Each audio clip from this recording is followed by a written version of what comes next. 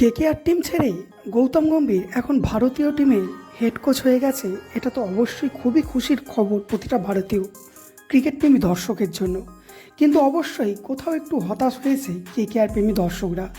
কিন্তু কথা হচ্ছে, গৌতম গম্ভীর তো এখন কেকেআর ছেড়ে চলে গেছে, তাহলে কেকেআরের নতুন মেন্টর কে হতে চলেছে?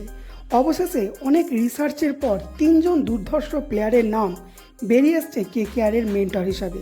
এই তিনজনের মধ্যে যে কোনো একজন as a mentor KKR team join করতে চলেছে, যার মধ্যে একজন ভারতীয় প্লেয়ারের নাম আছে এবং দুজন বিদেশি প্লেয়ার ইয়ন মর্গান এবং জ্যাক কালিসের নাম আছে।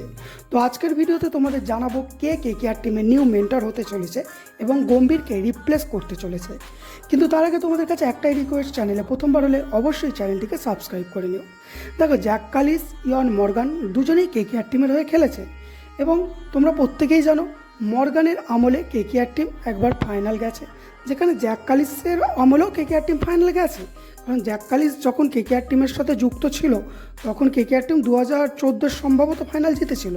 তো যাই হোক, কিন্তু দেখো জ্যাক কালিস এখন মোটামুটি অনেকটা দূরে সরে গেছে, প্রায় দীর্ঘ 8 থেকে 10 বছর হয়ে গেছে জ্যাক কালিস সেইভাবে ক্রিকেটের সাথে যুক্ত নেই। কিন্তু ইয়ন মর্গান রিসেন্ট এই 2 বছর হয়েছে যে ছেড়ে দিয়েছে মানে ইন্টারন্যাশনাল খেলার। তো সেক্ষেত্রে জ্যাক কালিসকে প্রেফার করার থেকে ইয়ন মর্গানকে প্রেফার করা অবশ্যই অনেকটা ভালো হবে।